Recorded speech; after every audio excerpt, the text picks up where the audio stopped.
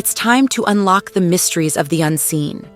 Embark on an epic journey with me into the realm of true crime, exploring the untold stories and undiscovered cases where Black women have been tragically impacted.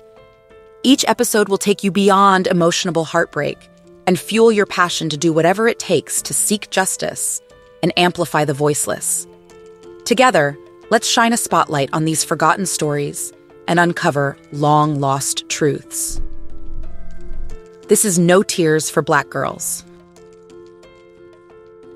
It was weeks away from the first day of spring in 2022 when Kennedy Walton stepped out into the night air, a gentle breeze ruffling her hair and lifting the edges of her innermost thoughts. Kennedy was a gentle giant, as her aunt Marco Dean described her when speaking with Fox 2 Now in March of that same year. But unbeknownst to her friends and family, that night would be the last they ever saw of Kennedy. The evening had started off innocently enough. Kennedy and her friends went out to a restaurant in St. Charles, Missouri to celebrate the end of the work week. They laughed, drank, and ate, and then suddenly the night was over. Kennedy was the first to leave, saying her goodbyes to her friends as she stepped out onto the street, a shimmer of possibility on her horizon.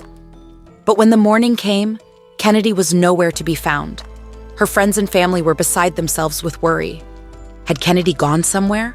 Had something happened to her? After days of searching, the police got involved. The police have been tight-lipped about the investigation, only saying that the circumstances surrounding the case were suspicious. But one thing they did tell the public was that Kennedy had been seen talking to a tall, dark-haired man just before she vanished. Though they followed every lead they could find, the police were unable to determine who the mysterious man was or where Kennedy had gone. But in the weeks and months that followed, they discovered a few crucial details.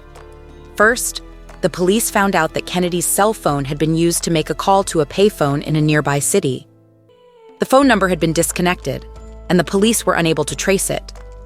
That meant that the call had been made using a prepaid cell phone that was most likely discarded after the call was made. Second, the police discovered that the restaurant where Kennedy had last been seen had surveillance cameras that caught her walking out of the building at around 9:30 p.m. The cameras also revealed that a man wearing a black trench coat was standing nearby and watching her leave. The police have no idea who this mysterious man is or what his connection to Kennedy is.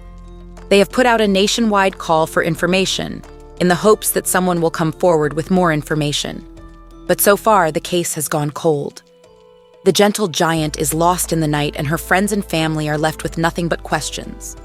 Despite this, hope remains if one person comes forward with information about Kennedy's whereabouts. So, if you know something, contact the St. Charles Police Department or your local law enforcement agency. Then we can end the mystery and bring Kennedy back home safely.